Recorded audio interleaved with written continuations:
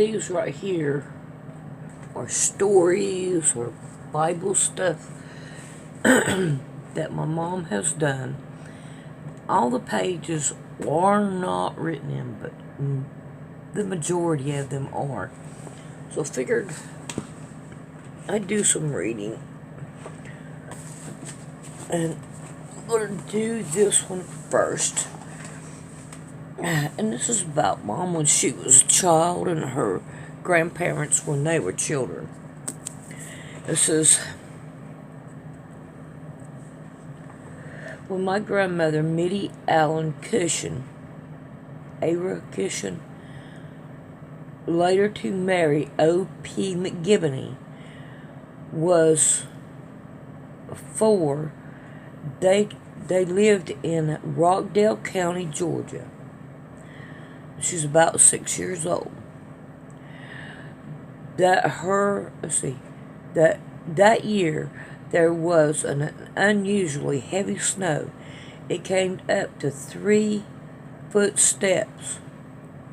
front steps, all the way to the porch, having to carry all the wood into the house for cooking and cleaning. Her mother kept telling her to stay inside. She didn't listen, respectfully going outside to play in the snow. Her mother, having enough of it, followed her outside, picked the child up, wrapped her in a long skirt around her legs, draped her, it was supposed to be dropped her into the deep snow beside the porch. When Mittie made it back in, shivering with the cold, she huddled beside the stove, her mother with without a word, helping her to take off her damp, cold clothes, wrapped her in a quilt she had warmed near the stove, and gave her some warm milk. They each separately told me about this many years later. Also, they laughed and said she was a very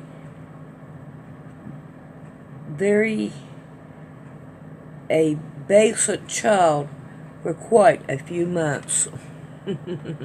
Mother grew up thinking that she was allergic to dogs and cats. If one touched her skin, she would break out in a rash.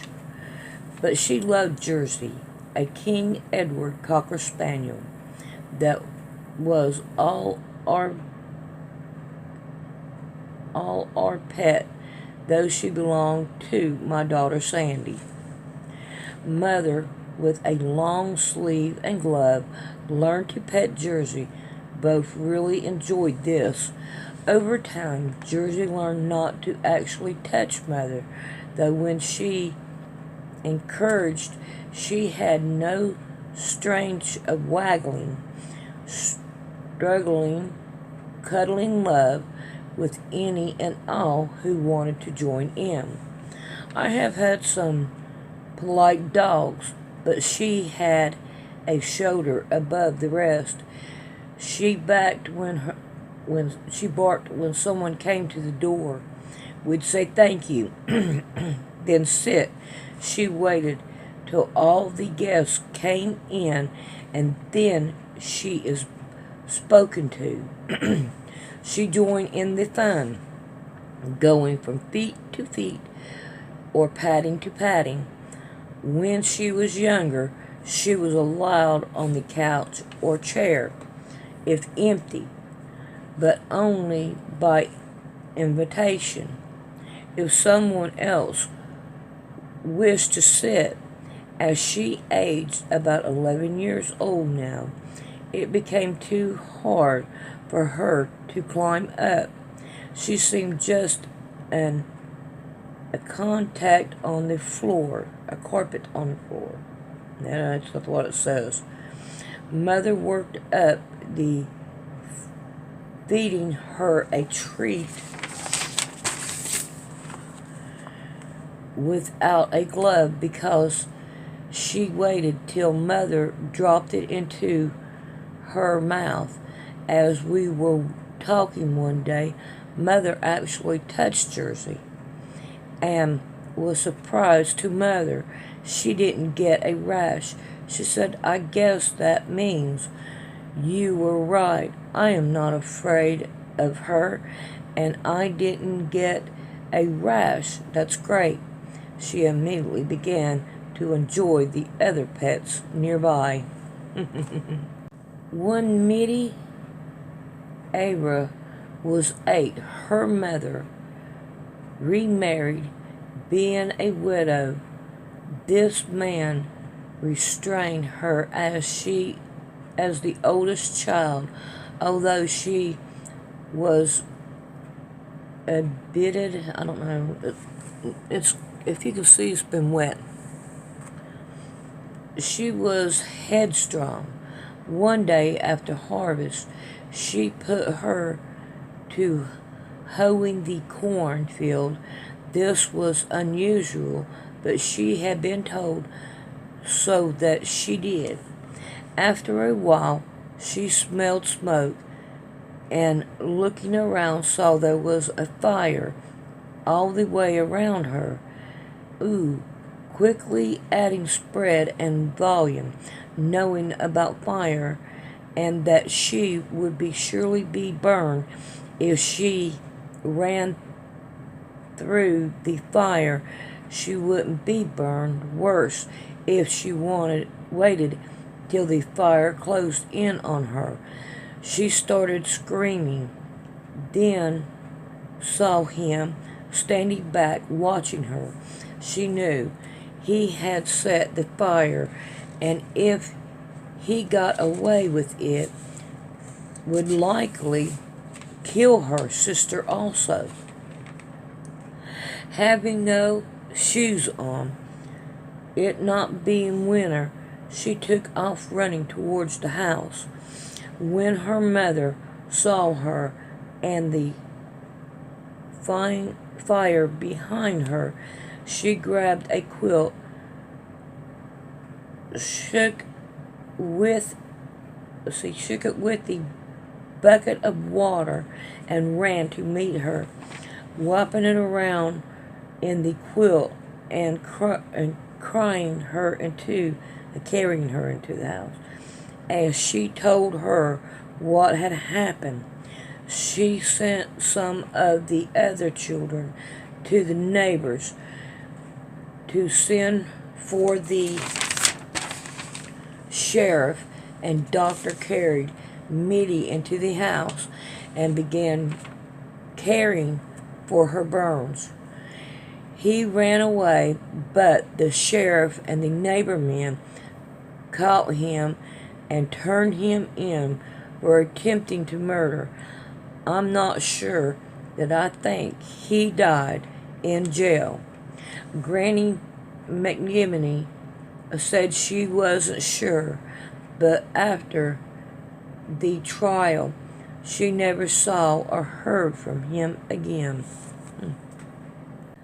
Tex was a golden retriever, German Shepherd mix, with a beautiful golden tan with laughing eyes. He belonged to my son Daryl Harvey.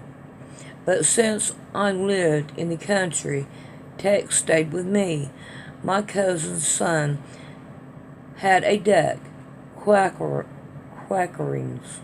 who became too much to have in the city. He needed room to run around and play, so they brought him to me. A wild mallard duck had already adopted me, even on the occasion allowing me to pet him. That was wild and wonderful. I kept Crackers penned a few days in a large enclosure till he was settled, then opened the cage. The feathers on one wing had been clipped so he couldn't fly away. We went We weren't sure he couldn't. We had told Tex that he was to protect Crackers and take care of him. He had always been a good watchdog pet. They had made instant friends even before the duck was put in the pen.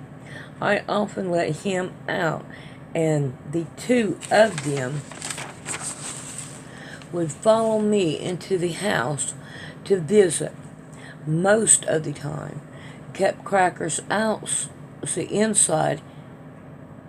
He and Tex had a corner with blankets I could wash easily, with food for each and the water nearby.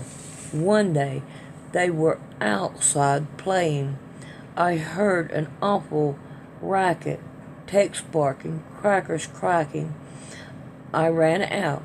Tex was chasing Crackers before I could stop them. The duck jumped up in the air, turned, and began chasing Tex and laughing. So they heard I had to sit on the yard a while before I could even make it to the shed or a chair. So, in other words, the dog would chase Tex, and then the duck would chase. The dog would chase the duck, then the duck would chase the dog. I watched as long as I probably made it to work on time. Crackers was a good pet, but the next summer, my daughter and her children came to visit. She hadn't bothered something other, blacking the children clothes for them to enjoy the dirt and mud, but going back to the city, the last washing before they left, she did. My machine was out on the porch.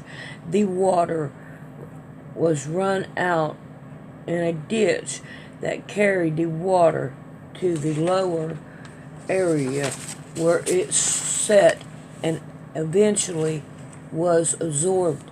Unfortunately, she bleached the first load and must have used a good bunch or a bit of bleach, because Quackers thought it was his personal play pool and headed in. Being a duck, he drank some of the water. They gave him a fresh water and called a vet, but nothing could be done. Everyone was so sad. Quaker was an unusual pet, and I still miss him. Hope y'all are enjoying this like I am. When I was in the 8th grade at Hoke Smith High School in Atlanta, Georgia, in 1954, I was more than lucky to have a teacher who loved teenagers. He also loved numbers. The first day of school, he told us of the first time he discovered numbers and all the things they could do. How exciting it was to watch them work, and to tracks, I don't know what that is.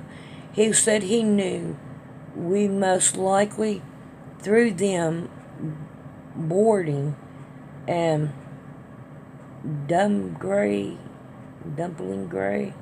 but if we gave him a chance, we would have a good friend to keep us company all our life.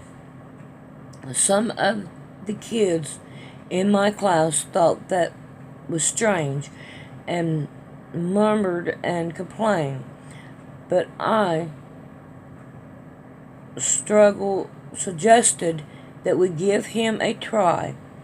We had a few years we had to work with math and such anyway, and if he could make it easy, why not let him? Nearly the whole class came around and agreed. The rest agreed not to interfere. He did. One of the things he did was tell us about a little old lady who had a checking account. She carefully listed all her checks she wrote and subtracted each from her small account. There was less than $10 when she finished her shopping. She had $1 left. But when she got her bank statement, she was zero. So she went to her bank, asked to speak to the manager. Back then, you could do that. You can't now. She showed him her checkbook and asked him to show her where her dollar was. He wrote down the amount as she had there, and she was correct. But then he subtracted when the way they came into the bank, there wasn't $1 left. The bank manager tried and tried, but couldn't find a mistake. Finally, he opened his wallet and gave her a crisp dollar bill and said he couldn't figure it out. I don't remember the way she numbered where listed. We tried, but none of us could either. We were hooked. It was a wild math year. No one could this cleanse found reasons to be excused. That year, we learned even some 12th grade math and a little college work. It was fun. So they never could find out what happened to it. But at the end of the year, he told us he wouldn't be a teacher the next year. He would be selling insurance, not because he wanted to, but he and his wife were expecting and they couldn't make it on his salary. He wouldn't make it more than twice in insurance than he could in teaching. He was sorry, but was glad he had all been in one of his last class. He had enjoyed helping us learn. He had to leave the room for a few moments. I asked if each kid who could would chip in 50 cents of their allowance each week. That was all I had. If he would continue teaching, and we could ask the other classes too, everyone who could promised. When Mr. Smith came back in, we told him. He was shocked. He knew we meant it, but he said that it would be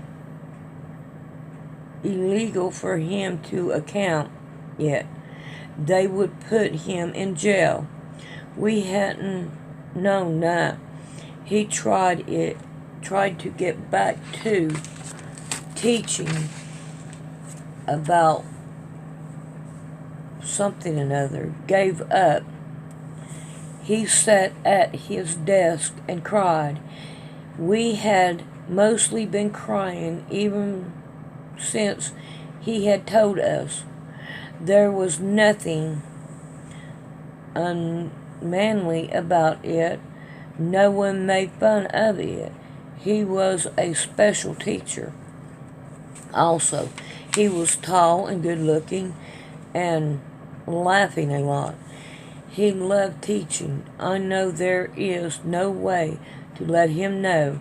He was likely 30 or 40 at the time. I was 14. I am 70 now. So he'd likely be in his mid-80s or 90s now. But another teacher who loved to teach may likely to know how much they're in love of passing on a love of learning. Many teach someone of the young ones who passed turned then their lives. I have been blessed to have known some of the special teachers, and some of whom spent their days restunning or whatever, being there, and made a plan. Okay, that's the end of that one. How to donate to PayPal. You mash on Poor Man's Sewing, and then you come up here and you look for About, and you mash on About, and right here you hit on Donate to Poor Man's Sewing.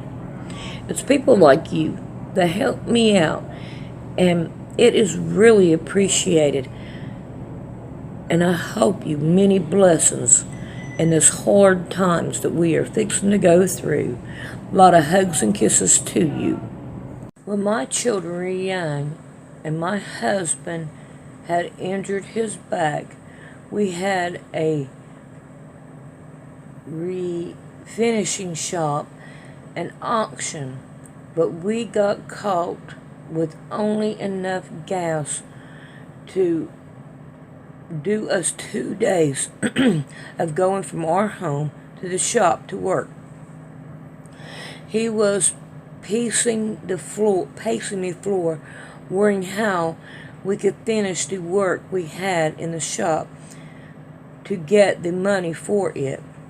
He said, if we ask God, He will bless the gas to last enough to do what we have to do. The whole family got down and prayed for God to be blessed us and to make the gas last long enough to get the job done. God did bless us, and we went 5 days on the gas we normally use side on the 2 days. When we finished the job and collected for it, we started home. I told him to stop at the first station because we only asked God to bless the gas until we finished the job. Being a man, he drove past the first station. He said, I don't like him. I'm going where I usually go. We got exactly halfway between the 2 stations, and the car didn't sputter as it normally used the first of the gas. It just gave out. He frustrated at himself before starting back to the station. He had gotten just out of sight when out of a nice clear sky it started to rain. The rain started, then cloud gathered and it poured. When he got to the station, the man was stomped over the counter, still curious but bad off. He had left his pills in the jacket pocket when his pain started. He was too weak to go get them. After he had got the pills and gave one to the man, after a few minutes the man was better and gave him a ride back to us. The rain stopped just as he had arrived at the station. Later, we talked about it. He said I was parking along, but the rain made him hurry. Had God not sent the rain, the man would likely not have lasted. Wow. The blessings are only as far away as believing and asking. Wow, that is, I don't remember that, but but there's a lot I don't. This right here is pretty good. I'm enjoying this. I don't know. We've only got, see right down here at the ink. Let's read what it. Things are not good here. That's okay. This world is not our home. Okay,